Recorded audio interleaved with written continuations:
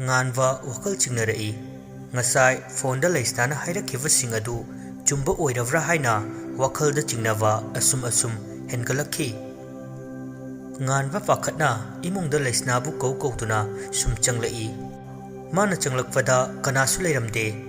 asum changlakpana nganwa leisna hoigi maningthong da leiriva yumdugi maningda pukri macha ama leiva adugi nakanda leipung oina sum pothanava ikokok na leiriva mafam aduda leisna amadi usha nok tuna wari sanaduna karigumba ama charivadu nganbana ure leisna na yari ibema mi sorga janing chamang amata taramaroi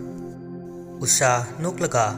ibema pangkanuni nangbuwa sigumba kayasi nupa makhoina akhoibu kayam nungsige kadai fabu khalli haido khangduini ne pangkhre ibema nangsidi usha asi haiduna mamangda plate macha amada hapliva singjudu hoi usha singjudu chana haima aidi kawbu kawini ngarang jitisna kai no yamna hairambadi ingonda leisna makhunna fairiva phone du makhoina famliva faktugi mathakta thamduna mamanavi ushada yingduna hairei usha ai nupine nupa amana nungsipami hekta hairaga nupi aikhoina karamna hoi haigani magi maramda khangdabu oidi fai paisa payena lairab mibu tumit kangumna uwa nupa tuda aina karamna nusiba ngamdoino aibu hekpokliba imada fawba mamagumbane khandana mana ngangningba sakningbada pungangda ngangduna masagi koktuda mi amagi mamalbu karisu leitana khanba apamba khakki wakhal chenba nupa tudabu ai karamna mana hariba singdo yagani kaino haisibwa imaga sukhangnabro hana dajisto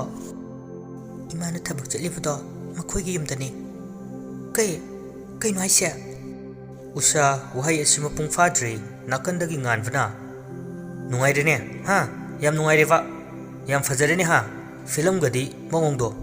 mi pakhalam lo hevsi khangdene nganwa asi haiduna leisna gi nakanda changlaktuna masadu sauningna mamaidu onthoraktuna makhutuna makhwangda metlaga lei leisna tapna hogatuna nganwagi nakta changlaktuna nganwagi lengjumda paiduna hairei ai nangna haiftu onsilaga masadu amo yare nang adugi wahidune aini yam sauningise mina ngangwa sakpana marol ama khumningdriwa ai ngarang nangonda kai hagene ha nang ma haidana sidagi niyom kairaktana haying tungda fawba asengba imung manungda lonchat amate yauduna mathak thongba amada makha thongba manaw kayana wangang sangang niti niyom kairak livse sidagi ngaktani fare nangsu nangna pamba tonglab natro fare nangya pamba tawjaro mi wa duk wahanwa mi wa duk chakhanwa tat asi hairamduna nganwa masadu fingna mafamdudagi chatkhre leisna peri nganwana chatkhiva adu yingduna tumina lehawi maram khangdava ngaihaki wakhalduna mikupsida tanjasida aduklaina tayonava ohenduna magi mitlu anidagi pirang sintharakiva khanghaude usha leisnagi matawduda tumina famduna lei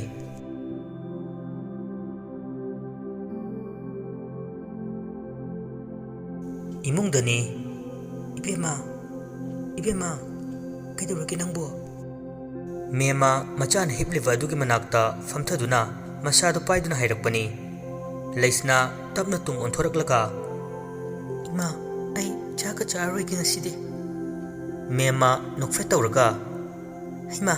kaiduraki chabo natte nangbu kapiraba nakholgaduna boro lauribaduna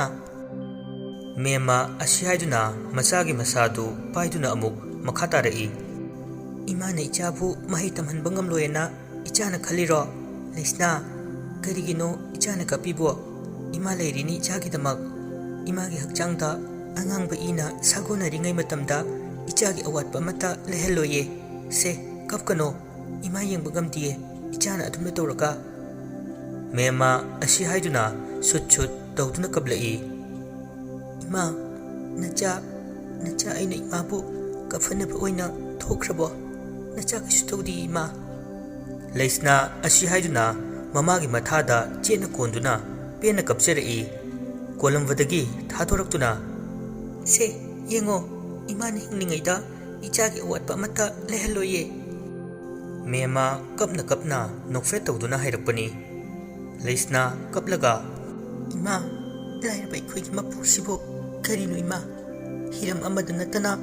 ꯍꯤꯔꯝ ꯀꯌꯥꯗꯁꯨ ꯃꯤꯒꯤ ꯃꯤꯆꯩ ꯃꯤꯒꯤ ꯃꯈꯥꯗ ꯂꯩꯗꯨꯅ ꯋꯥ ꯃꯆꯦꯠ ꯑꯃꯠꯇ ꯀꯥꯡꯊꯣꯛꯄ ꯉꯝꯗꯕ ꯏꯃꯥ ꯅꯆꯥ ꯌꯥꯝꯅ ꯋꯥꯔꯦ ꯑꯩ ꯍꯤꯡꯗ꯭ꯔꯦ ꯏꯃꯥ ꯑꯁꯨꯛ ꯋꯥꯕ ꯄꯣꯠꯂꯨꯝ ꯑꯃ ꯄꯤꯔꯤꯕꯁꯤ ꯀꯔꯤꯒꯤꯅꯣ ꯍꯥꯏꯌꯨ ꯏꯆꯥꯅ ꯀꯔꯤ ꯅꯤꯡꯕ ꯊꯨꯡꯗ꯭ꯔꯕꯒꯦ ꯏꯃꯥꯗ ꯁꯦꯡꯅ ꯍꯥꯏꯌꯨ ꯏꯀꯥꯏꯒꯅꯨ ꯂꯩꯁꯅꯥ ꯀꯞꯅ ꯀꯞꯅ ꯑꯩ ꯃꯥꯕꯨ ꯀꯥꯎꯕ ꯉꯝꯃꯣꯏ ꯏꯃꯥ ꯑꯩ ꯃꯥꯕꯨ ꯅꯨꯡꯁꯤꯌꯦ ꯂꯩꯁꯅꯥ ꯑꯁꯤ ꯍꯥꯏꯗꯨꯅ ꯃꯃꯥꯒꯤ ꯃꯊꯥꯗ ꯑꯃꯨꯛ ꯆꯦꯠꯅ ꯀꯣꯟꯁꯤꯜꯂꯤ ꯅꯨꯡꯁꯤꯕ ꯀꯌꯥꯒꯤ ꯃꯐꯝꯗ ꯌꯦꯛꯅꯕ ꯀꯌꯥ ꯂꯥꯛꯂꯕꯁꯨ ꯃꯗꯨꯈꯛ ꯃꯥꯏꯊꯤꯕ ꯉꯝꯂꯣꯏ ꯅꯨꯡꯁꯤꯕꯅ ꯅꯨꯡꯁꯤꯕꯒꯤꯗꯃꯛ ꯃꯇꯝ ꯆꯨꯞꯄꯒꯤ ꯑꯣꯏꯅ ꯃꯥꯒꯤꯗꯃꯛ ꯂꯦꯞꯀꯅꯤ ꯉꯝꯂꯣꯏ ꯌꯦꯛꯅꯕ ꯂꯤꯁꯤꯡ ꯀꯌꯥ ꯂꯥꯛꯂꯕꯁꯨ ꯑꯣꯏꯊꯣꯛꯂꯣꯏ ꯑꯣꯏꯖꯕ ꯊꯤꯕ ꯀꯌꯥ ꯂꯥꯛꯇꯨꯅ ꯅꯨꯡꯁꯤꯕ ꯃꯥꯒꯤ ꯃꯐꯝꯗ ꯇꯥꯠ ꯀꯌꯥ ꯇꯧꯔꯕꯁꯨ ꯈꯟꯖꯈꯤꯕ ꯃꯍꯥꯛꯇꯨꯕꯨ ꯉꯥꯏꯍꯥꯛꯀꯤ ꯆꯤꯝꯕꯥꯜ ꯋꯥꯍꯩ ꯀꯥꯡꯊꯣꯛꯇ ꯊꯃꯣꯏ ꯃꯗꯣꯝ ꯇꯨꯃꯤꯟ ꯂꯩꯗꯨꯅ ꯊꯃꯣꯏꯗ ꯂꯥꯠꯈꯤꯕ ꯅꯨꯡꯁꯤꯕ ꯃꯥꯕꯨ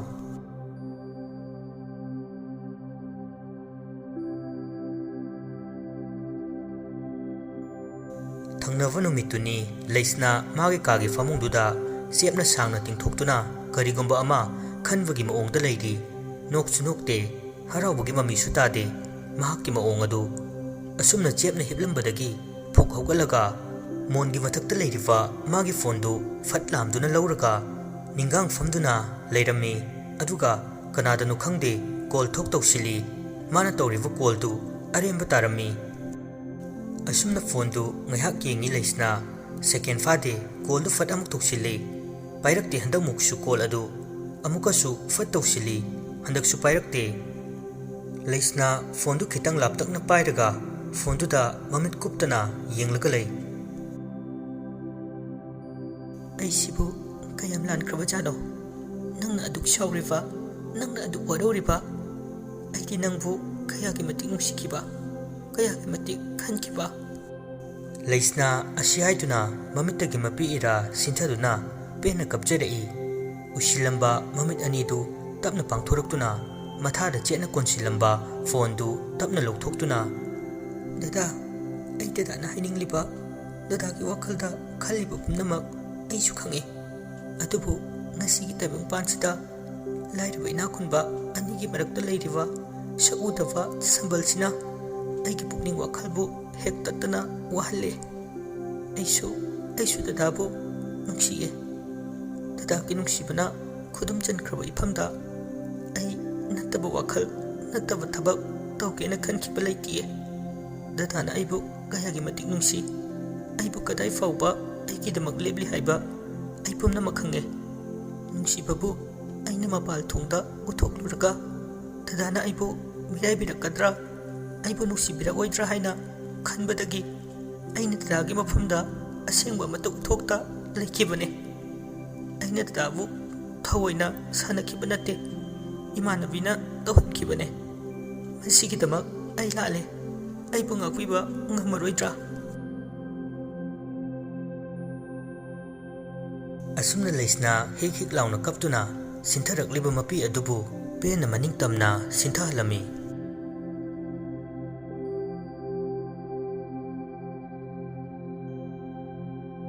ꯀꯀꯥ ꯍꯣ ꯀꯀꯥ ꯍꯩꯃꯥ ꯏꯕꯦꯝꯃ ꯅꯪ ꯑꯣꯏꯔꯦ ꯀꯩ ꯂꯩꯔꯒꯦꯅꯦꯍꯦ ꯂꯩꯁꯅꯥ ꯁꯨꯃꯥꯡꯗꯒꯤ ꯀꯧꯔꯛꯄꯗꯨꯗ ꯏꯃꯨꯡꯗꯒꯤ ꯆꯥꯎꯕ ꯊꯣꯔꯛꯇꯨꯅ ꯃꯥꯡꯒꯣꯜꯗ ꯂꯦꯞꯇꯨꯅ ꯍꯥꯏꯔꯛꯄꯅꯤ ꯆꯥꯎꯕꯅ ꯀꯥꯈꯠꯂꯛꯑꯣ ꯅꯠꯇꯦ ꯀꯩ ꯂꯩꯔꯒꯦꯅꯦ ꯏꯆꯥꯕꯨ ꯂꯩꯁꯅꯥ ꯇꯞꯅ ꯃꯥꯡꯒꯣꯟꯗ ꯊꯥꯔꯤꯕ ꯐꯤꯗꯥ ꯑꯗꯨꯗ ꯇꯞꯅ ꯐꯝꯊꯗꯨꯅ ꯍꯥꯏꯔꯛꯏ ꯀꯀꯥ ꯃꯥ ꯂꯩꯈꯤꯕ꯭ꯔꯣ ꯆꯥꯎꯕ ꯅꯣꯛꯂꯒ ꯂꯩꯇꯦꯅꯦ ꯀꯩ ꯂꯩꯔꯒꯦꯅꯦ ꯏꯆꯥꯕꯨ ꯆꯥꯎꯕꯁꯨ ꯐꯤꯗꯥ ꯑꯃꯗ ꯐꯝꯗꯨꯅ ꯂꯩꯁꯅꯥꯗ ꯌꯦꯡꯂꯒ ꯍꯥꯏꯔꯛꯄꯅꯤ ꯀꯀꯥ ꯇꯁꯦꯡꯅ ꯃꯥ ꯂꯩꯔꯕꯗꯤ ꯑꯃꯨꯛꯇ ꯀꯧꯊꯣꯛꯄꯤꯔꯛꯑꯣ ꯑꯩ ꯃꯥꯒ ꯀꯔꯤꯒꯨꯝꯕ ꯈꯔ ꯁꯦꯡꯗꯣꯛꯀꯦ ꯇꯧꯕꯅꯦ ꯏꯕꯦꯝꯃ ꯅꯪ ꯀꯀꯥꯅ ꯍꯥꯏꯁꯦ ꯑꯁꯦꯡꯕꯅꯤꯅꯦ nganbado kainoma collection toruni haibra kaino chatkivani nang kaka na haise nang thajadabro aduine ti kaka ai mabu yari ibema nang kaka loina khangi fare ado aise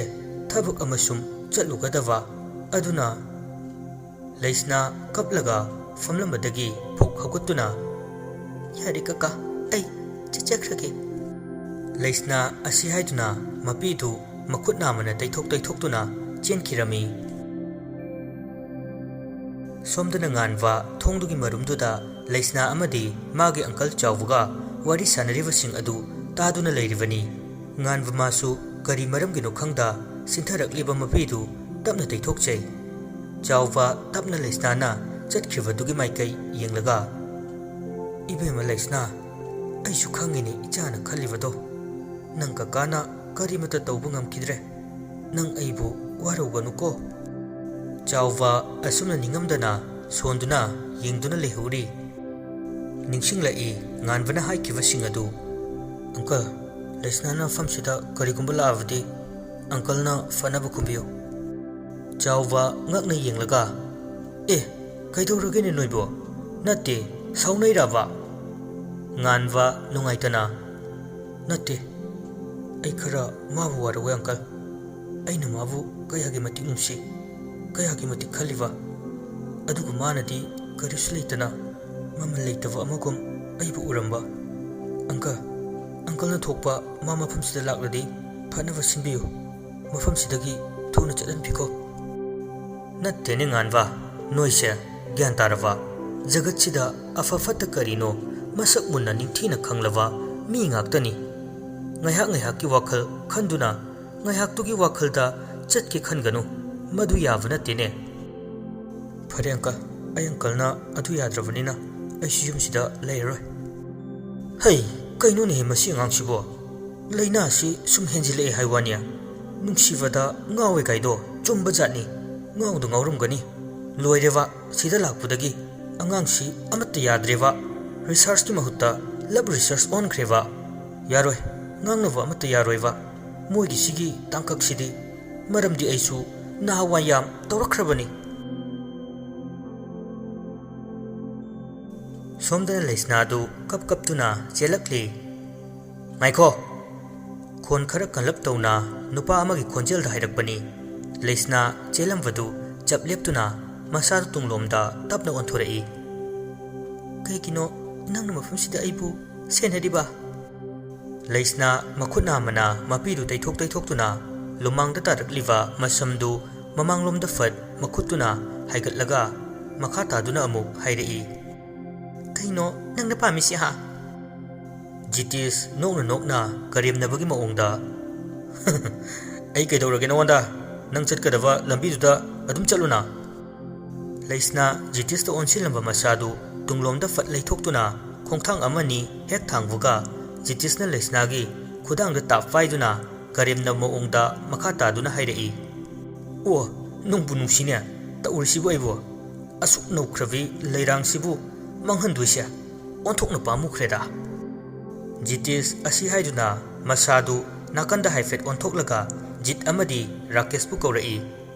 haurse asi haiduna jitis tu leisna da fat amuk onsilai nupa ani dusu fat nakan gi mongsongdagi thoraktuna jitis ki nakta leptare leisna na thado ai chit ki thado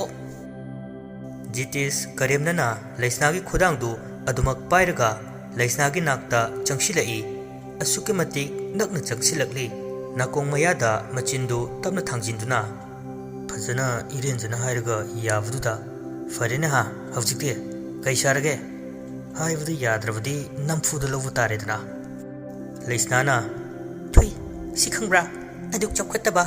nangna haidi mayamdo karino ha thado yamthu thado leisna jitiski mamaida matin sichinduna hairakpani jitis nokfe tawraga matin tu fat makhuna taithoklaga machin mayada makhutu amuk thamduna leisna da onsilaga haidei iya nangi famwa tawjouda ekaisu khutha viroida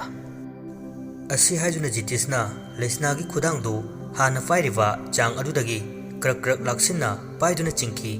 Rakesh ꯑꯃꯗꯤ ꯖꯤꯠ ꯃꯇꯨꯡ ꯏꯟꯅꯗꯨꯅ ꯆꯠꯈꯤ ꯁꯣꯝꯗꯅ ꯉꯥꯟꯕ ꯃꯈꯣꯡ ꯁꯥꯡꯅ ꯇꯤꯡꯊꯣꯛꯇꯨꯅ ꯐꯃꯨꯡꯗ ꯉꯥꯗꯨꯅ ꯃꯁꯥꯗꯨ ꯐꯝꯗꯨꯅ ꯂꯩ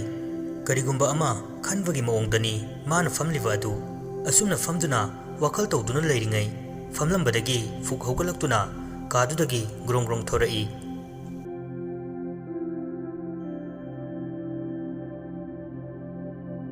ꯁꯣꯝꯗꯅ ꯑꯃꯨꯛ ꯂꯩꯁꯅꯥ ꯀꯞꯂꯒ ꯀꯩꯅꯣ ꯅꯣꯏ ꯇꯧꯔꯤꯁꯤꯕꯣ ꯑꯩꯕꯨ ꯊꯥꯗꯣꯛꯑꯣ ꯅꯣꯏ ꯑꯗꯨꯃꯥꯏꯅ ꯇꯧꯒꯅꯣ ꯅꯣꯏ ꯑꯗꯨꯃꯥꯏꯅ ꯇꯧꯅꯣ ꯐꯠꯇꯤꯌꯦ ꯖꯤꯇꯤꯁ ꯃꯈꯨ ꯑꯅꯤꯗꯨꯅ ꯂꯩꯃꯥꯏꯗꯨ ꯁꯧꯗꯨꯅ ꯂꯩꯁꯅꯥꯅ ꯂꯩꯔꯤꯕ ꯑꯗꯣꯝꯗ ꯇꯞꯅ ꯇꯞꯅ ꯆꯪꯁꯤꯜꯂꯛꯏ ꯑꯣꯟꯊꯣꯛꯅ ꯅꯨꯡꯁꯤꯈ꯭ꯔꯦꯗ ꯂꯩꯔꯥꯡꯒꯤ ꯂꯩꯅꯝꯁꯦ ꯊꯗꯠꯂꯝꯗꯥꯏꯒꯤꯔ ꯈꯪꯗꯦꯅꯦ ꯂꯩꯁꯅꯥ ꯃꯁꯥꯗꯨ ꯇꯨꯡ ꯑꯣꯟꯊꯣꯛꯇꯨꯅ ꯀꯣꯌꯦꯡ ꯌꯦꯡꯗꯨꯅ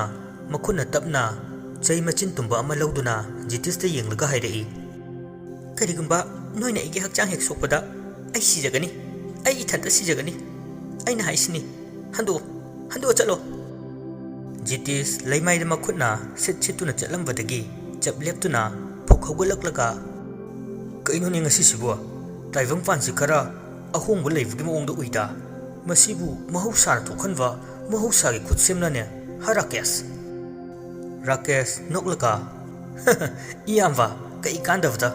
ꯆꯥꯅꯕꯅ ꯃꯥꯡꯗ ꯂꯩꯔꯒ ꯆꯥꯕ ꯉꯝꯗꯗꯅ ꯇꯤꯟ ꯇꯥꯔꯒ ꯂꯦꯜꯂꯤꯗꯨꯕꯨ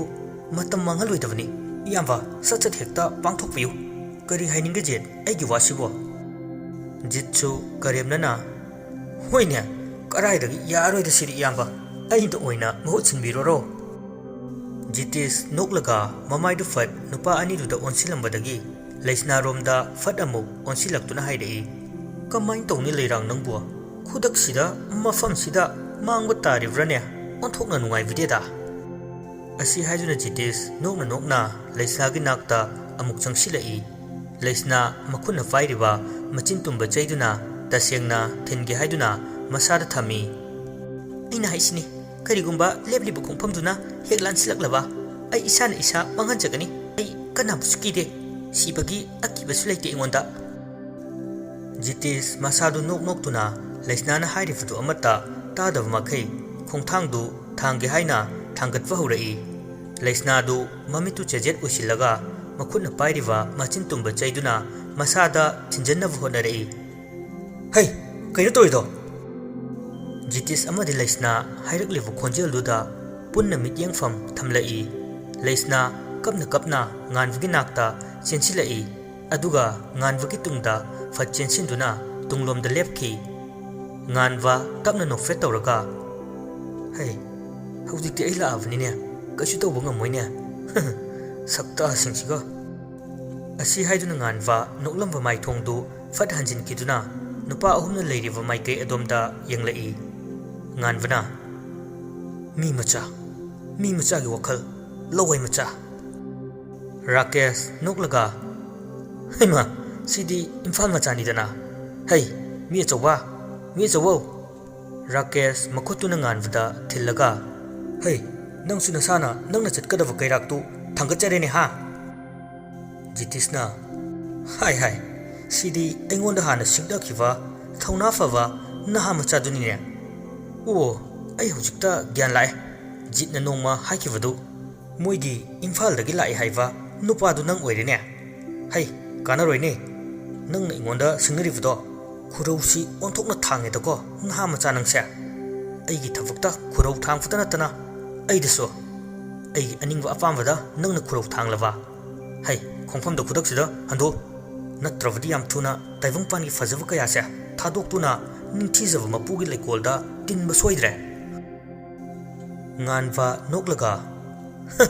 ꯑꯗꯨꯛ ꯌꯥꯝ ꯃꯤ ꯎꯁꯤꯠꯇ꯭ꯔꯤꯗꯣ ꯀꯩꯒꯤꯅꯣ ꯍꯩ ꯅꯪꯅ ꯂꯥꯜꯂꯤꯔꯥ ꯑꯩꯅ ꯂꯥꯜꯂꯤꯔꯥ ꯍꯥꯏꯗꯨ ꯅꯇꯤꯟꯗꯨ ꯀꯨꯠ ꯌꯣꯠꯊꯔꯒ ꯈꯜꯂꯨꯅꯦ ꯖꯤꯇꯤꯁ ꯅꯣꯛꯂꯒ